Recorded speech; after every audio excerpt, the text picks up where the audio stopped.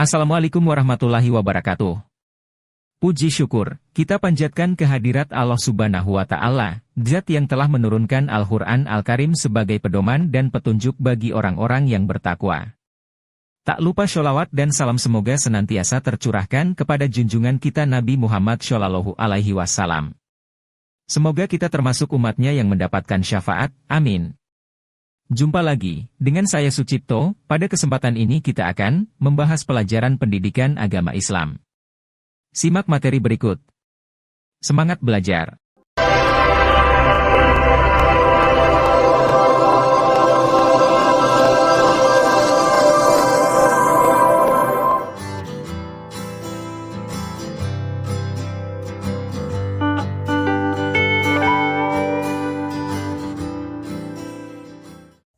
Siapakah Khalifah Utsman bin Affan? Utsman bin Affan radhiyallahu an merupakan sahabat yang sukses dalam berdagang dan dermawan. Kekayaan beliau dibelanjakan guna mendapatkan keridhaan Allah Subhanahu wa Ta'ala. Nama lengkapnya adalah Utsman bin Affan bin Abi As bin Umayyah bin Abdi Syams bin Abi Manaf radhiyallahu an. Pada masa jahiliyah ia disebut dengan panggilan Abu Amr, dan ada juga yang memanggil dengan Abu Laila karena kelembutan dan keramahannya pada sesama. Namun setelah masuk agama Islam, ia lebih sering dipanggil Abu Abdullah, yang diambil dari nama putranya dari Ruqayyah binti Rasulullah SAW. Julukan Utsman yang paling terkenal adalah Dzunnurain, yang artinya pemilik dua cahaya, karena beliau menikah dengan dua orang putri Rasulullah SAW, yakni Ruqayyah dan Ummu Kulsum. Jasa-jasa Khalifah Utsman bin Affan antara lain: 1. Menyempurnakan Masjid Nabawi di Madinah yang dibangun oleh Khalifah Umar bin Khattab. 2. Mengumpulkan mushaf Al-Quran yang standar, kodifikasi mushaf Al-Quran. 3. Membentuk angkatan laut yang kuat. Serta 4. Memperluas wilayah kekuasaan Islam. Mari kita bahas satu persatu. Menyempurnakan masjid di Madinah yang dibangun oleh Khalifah Umar bin Khattab. Khalifah Utsman bin Affan membangun dan memperluas Masjid Nabawi pada bagian selatan, barat, dan utara hingga sebesar 470 meter persegi, dilakukan pada tahun 29 Hijriah atau 649 Masehi.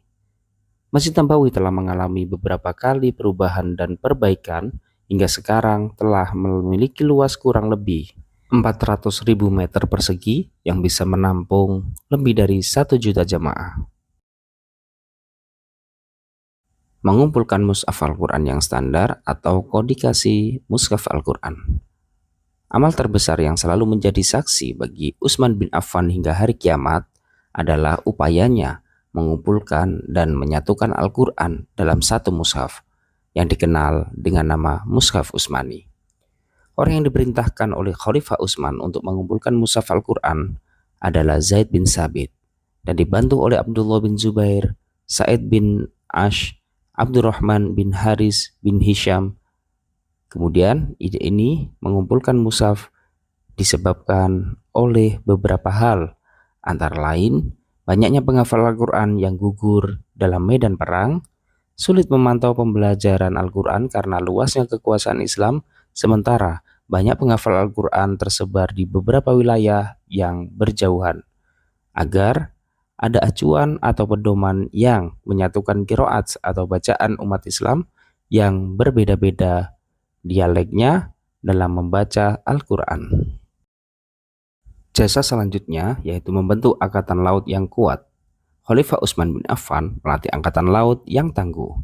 Hal ini dilakukan atas usul dari Muawiyah bin Abu Sufyan selaku gubernur Damaskus.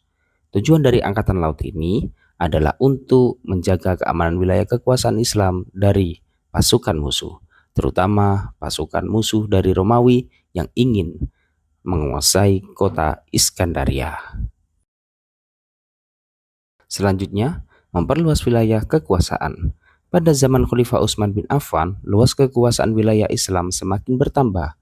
Di antara wilayah kekuasaan tersebut antara lain Armenia, Afrika, Azerbaijan, dan Kepulauan Siprus.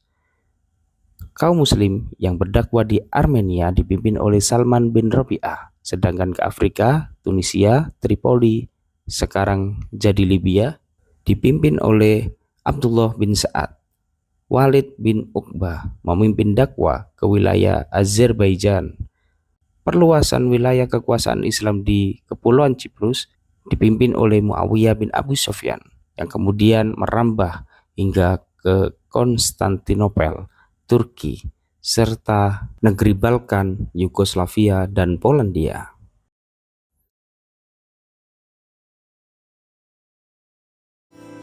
Siapakah Khalifah Ali bin Abi Thalib? Ali bin Abi Thalib merupakan seorang khalifah yang memiliki sifat zuhud dan hidup sederhana. Beliau merupakan seorang perwira yang sangat cerdas, cekatan, teguh pendirian, dan sangat pemberani. Berkaitan dengan sikap yang dimilikinya, sehingga Ali bin Abi Thalib dikenal dengan Asadullah, yang artinya singa Allah. Beliau juga merupakan orang yang sangat cerdas, sehingga dikenal dengan julukan Babul Ilmi.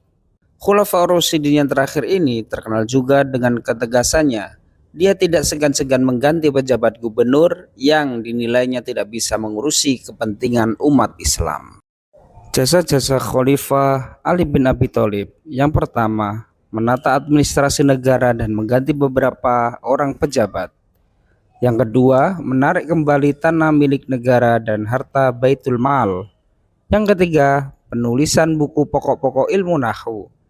Dan yang terakhir, membangun kota Kufah. Mari kita bahas satu persatu jasa-jasa Khalifah Ali bin Abi Thalib. Menata administrasi negara dan mengganti beberapa orang pejabat.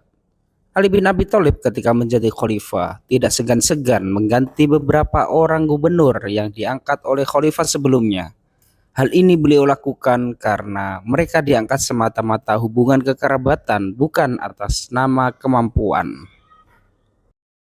Selanjutnya, menarik kembali tanah milik negara dan harta Baitul Mal. Ali bin Abi Thalib juga melakukan pembenahan di bidang ekonomi. Dia menarik kembali tanah dan harta milik negara yang dibagikan kepada pejabat gubernur. Harta tersebut dikembalikan fungsinya untuk kepentingan negara dan kaum yang lemah. Penulisan buku pokok-pokok ilmu nahwu. Khalifah Ali bin Abi Thalib memerintahkan Abul Aswad Ad-Du'ali untuk menulis sebuah buku tentang ilmu nahwu atau Qaidah Nahwiyah. Hal ini dilakukan dengan tujuan untuk mempermudah dalam membaca dan memahami sumber ajaran Islam. Membangun kota Kufah. Kota Kufah dibangun oleh Khalifah Ali bin Abi Thalib dan dijadikan sebagai pusat pengembangan ilmu pengetahuan, nahwu, tafsir, dan hadis. Alhamdulillahirabbil alamin. Mudah-mudahan bermanfaat. Tetap semangat dalam belajar.